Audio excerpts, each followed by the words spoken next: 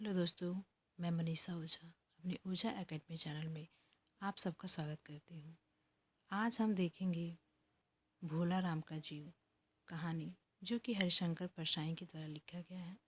यह एक व्यंग्यात्मक कहानी है जो प्रशासनिक भ्रष्टाचार पर चोट करती है। इसके प्रमुख चरित्र भोला राम को रिटायर हुए 5 साल हो गए, किंतु अनंत निवेदनों के बावजूद उसे पेंशन नहीं मिली, क्योंकि उसे रिश्वत नहीं दी है। कहानी इस व्यंग के साथ समाप्त होती है कि भोला राम की मौत के बाद उसकी आत्मा अर्थात उसका जीव यमराज के पास ना जाकर पेंशन ऑफिस में छिप जाता है और अपनी पेंशन का इंतज़ार करने लगता है। ये इसकी छोटी सी कहानी हो गई। और इसके जो पात्र हैं उसमें धर्मराज हैं, चित्रगुप्त है, यमदूत है, भोला राम का जीव है, नारद मुनि है, भोला राम की पत्नी है और भोला राम की बेटी है, चपरासी है और एक साहब है। तो चलिए हम कहानी पढ़ते हैं। ऐसा कभी नहीं हुआ था धर्मराज।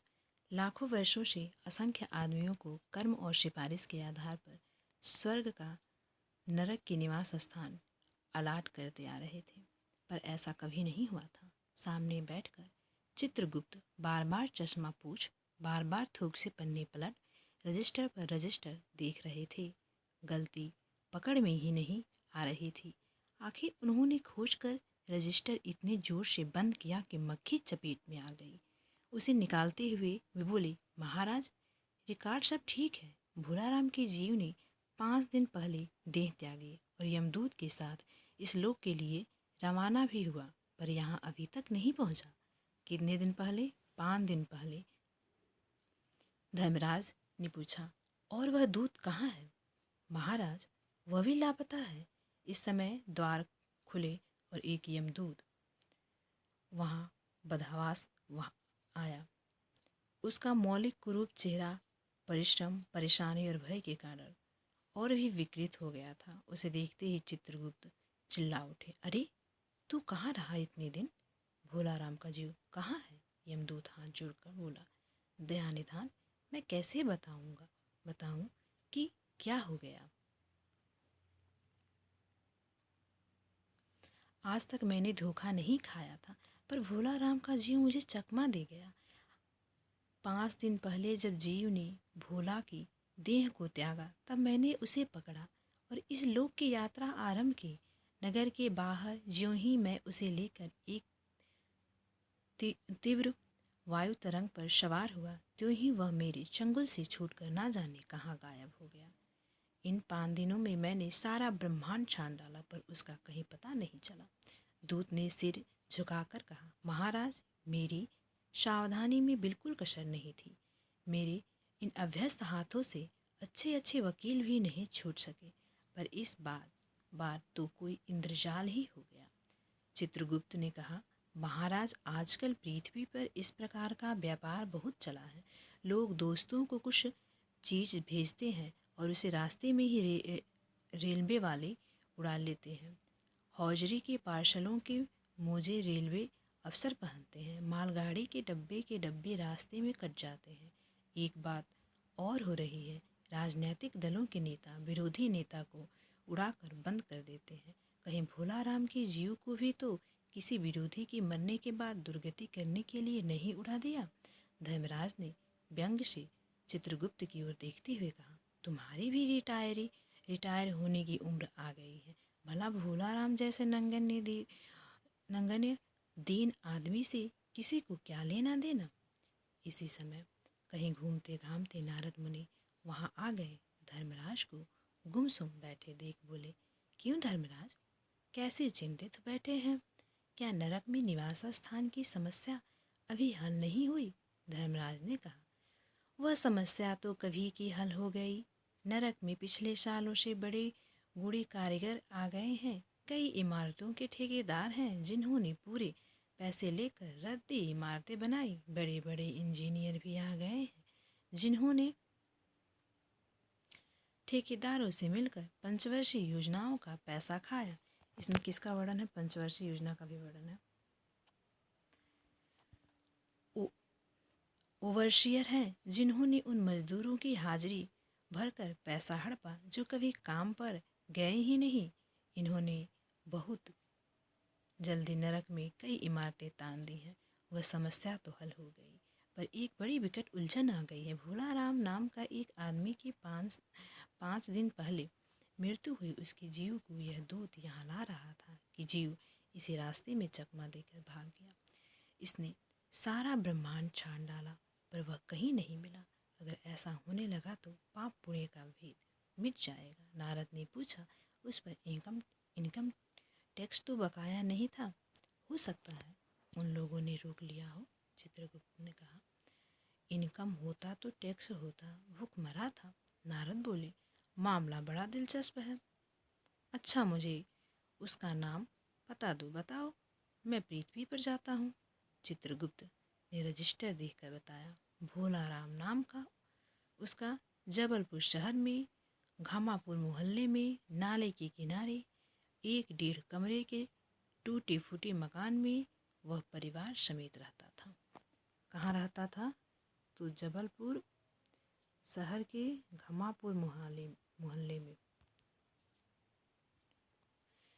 उसकी एक स्त्री थी, 2 लड़के और लड़की। कौन कौन था उसके परिवार में? उसकी स्त्री थी, 2 लड़के और लड़की। उम्र लगभग 60 साल। उम्र कितने साल का था? 60 साल का था। सरकारी नौकरी, 5 साल पहले रिटायर हो गया था। कितने साल पहले रिटायर हुआ था? 5 साल पहले रिटायर हुआ था। मकान का किराया उसने 1 साल से नहीं दिया था, इसलिए मकान मालिक उसे निकालना चाहता था। इतने में भोला राम ने संसार ही छोड़ दिया। आज 5वां दिन है। बहुत संभव है कि अगर मकान मालिक वास्तविक मकान मालिक है तो उसे भोला राम के मरते ही उसके परिवार को निकाल दिया होगा। इसलिए आपको तलाश में काफ़ी घूमना पड़ेगा। माँ बेटी के सम्मिलित क्रंदन से ही नारद भोला राम का मकान पहचान गए। द्वार पर जाकर उन्होंने आवाज़ लगाई, नारायण नारायण। लड़की ने देखकर कहा, आगे जाओ महाराज।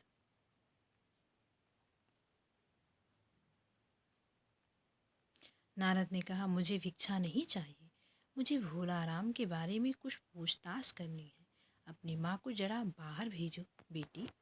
भोला राम की पत्नी बाहर आई। नारद ने कहा, माता, भोला राम को क्या बीमारी थी? क्या बताऊं, गरीबी की बीमारी थी। 5 साल हो गए पेंशन पे बैठे, पर पेंशन अभी तक मिली नहीं। हर 10-15 दिन में एक दरख्वास्त देते थे, पर वहाँ से या तो जवाब आता ही नहीं था, और आता तो यही कि तुम्हारी पेंशन के मामले पर विचार हो रहा है। इन 5 सालों में सब गहने बेचकर हम लोग खा गए, फिर बर्तन बिके, अब कुछ नहीं बचा है। फाके होने लगे थे। चिंता में घुलते घुलते और भूखे मरते मरते उन्होंने दम तोड़ दिया। नारद ने कहा, क्या करोगी माँ? उनकी इतनी ही उम्र थी। ऐसा मत कहो महाराज, उम्र तो बहुत थी। 50-60 रुपया महीना पेंशन मिलती तो कुछ और काम कहीं करके गुजारा हो जाता, पर क्या करें, 5 साल नौकरी से बैठे हो गए और अभी तक एक कौड़ी नहीं मिली। दुख की कथा सुनते ही फुर्सत नारद को थी नहीं। वे अपने मुद्दे पर आए। माँ, यह तो बताओ कि यहाँ किसी से उनका विशेष प्रेम था जिसमें उनका जी लगा हो? पत्नी बोली, लगा तो महाराज बाल बच्चा से ही होता है। नहीं, परिवार के बाहर भी हो सकता है। मेरा मतलब किसी स्त्री ने गुर्रा कर नारद को की ओर देखा। बोली, तुम मत बको महाराज, तुम साधु हो, उचक्के नहीं हो। जिंदगी भर उन्होंने किसी दूसरी स्त्री की आंख उठाकर नहीं देखा। नारद हंसकर बोले, हाँ, तुम्हारा यह सोचना ठीक है। यही हर अच्छी गृहस्थी का आधार है। अच्छा माता, मैं चलता हूँ। स्त्री ने कहा, महाराज, आप तो साधु हैं, सिद्ध पुरुष हैं, कुछ ऐसा नहीं कर सकते कि उनकी रुकी हुई पेंशन मिल जाए, इन बच्चों का पेट कुछ दिन भर जाए? नारद को दया आ गई। वे कहने लगे, साधुओं की बात कौन मानता है? मेरा यहाँ कोई मठ तो है नहीं, फिर भी मैं सरकारी दफ्तर में जाऊंगा और कोशिश करूंगा। वहां से चलकर नारद सरकारी दफ्तर में पहुंचे। वहां पहले ही कमरे में बैठे बाबू ने उन्होंने भोलाराम के केस के बारे में बातें की। उस बाबू ने उन्हें ध्यानपूर्वक देखा और बोला, भोलाराम ने दरख्वास्तें तो भेजी थी, पर उन पर वजन नहीं रखा था, इसलिए कहीं उड़ गई होंगी। नारद ने कहा, भाई ये बहुत से पेपर वेट तो रखे हैं, इन्हें क्यों नहीं रख दिया? बाबू हंसा, आप साधु हैं, आपको दुनियादारी समझ में नहीं आती। दर दरख्वास्तें पेपर वेट से नहीं दबती। खैर, आप उस कमरे में बैठे बाबू से मिलिए। नारद उस बाबू के पास गए। उसने तीसरे के पास भेजा, तीसरे ने चौथे के पास, चौथे ने पांचवे के पास। जब नारद 25-30 बाबू और अफसरों के पास घूम आए तब वह एक चपरासी ने कहा, महाराज आप क्यों इस झंझट में पड़ गए? आप अगर साल भर भी यहाँ चक्कर लगाते रहे तो भी यहाँ काम नहीं होगा। आप तो सीधे बड़े साहब से मिलिए, उन्हें खुश कर लीजिए तो अभी काम हो जाएगा। नारद बड़े साहब के कमरे में पहुँचे। बाहर चपरासी ऊँघ रहा था, इसलिए उन्हें किसी ने छेड़ा नहीं। बिना विजिटिंग कार्ड के आया देख साहब बड़े नाराज हुए। बोले, इसे मंदिर वंदिल समझ लिया है क्या? धड़धड़ाते चले आए, चिट क्यों नहीं भेजी?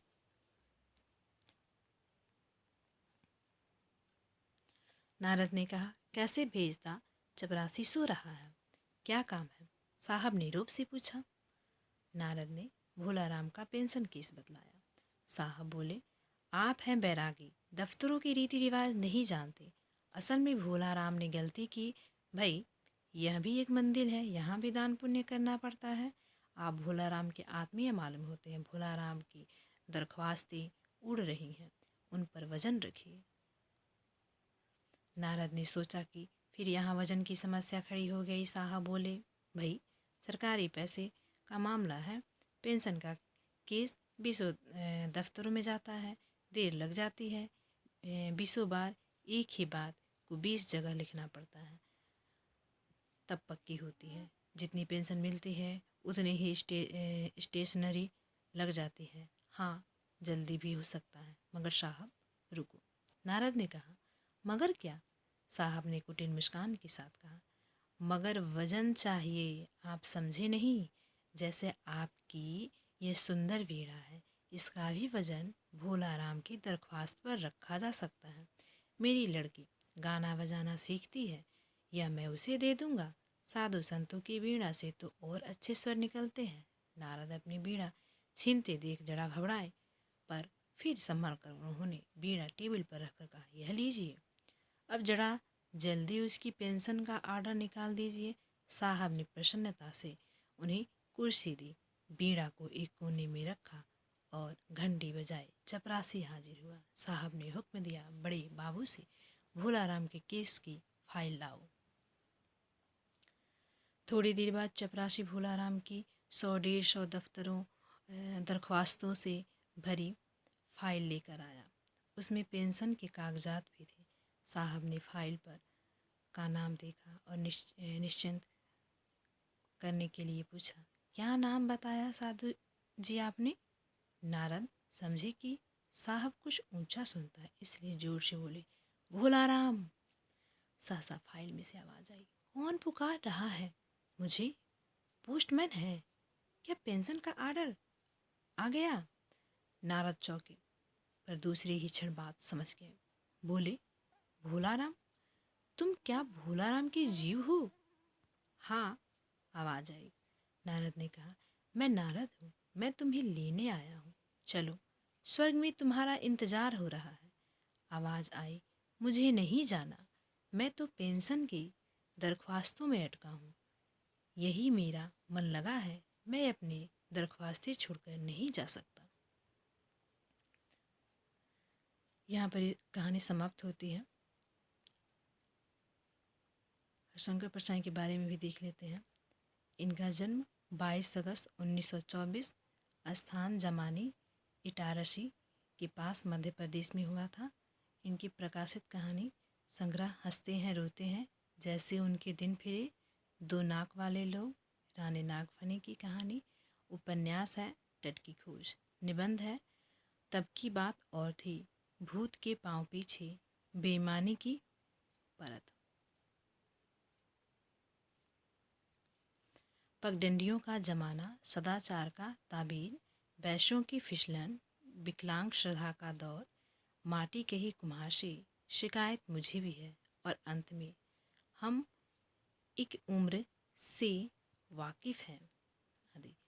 वसुधा पत्रिका के संस्थापक संपादक, साहित्य अकादमी का सम्मान मिला था इन्हें। मध्य प्रदेश शासन का शिक्षा सम्मान, सागर विश्वविद्यालय में मुक्तिबोध सृजन पीठ के निर्देशक भी रहे, और जबलपुर विश्वविद्यालय के द्वारा डीलिट की मानद उपाधि मिली थी। यहाँ पर ये समाप्त होता है। अगर हमारा ये वीडियो आप लोगों को पसंद आए तो लाइक कीजिए, शेयर कीजिए एंड सब्सक्राइब कीजिए। Thank you.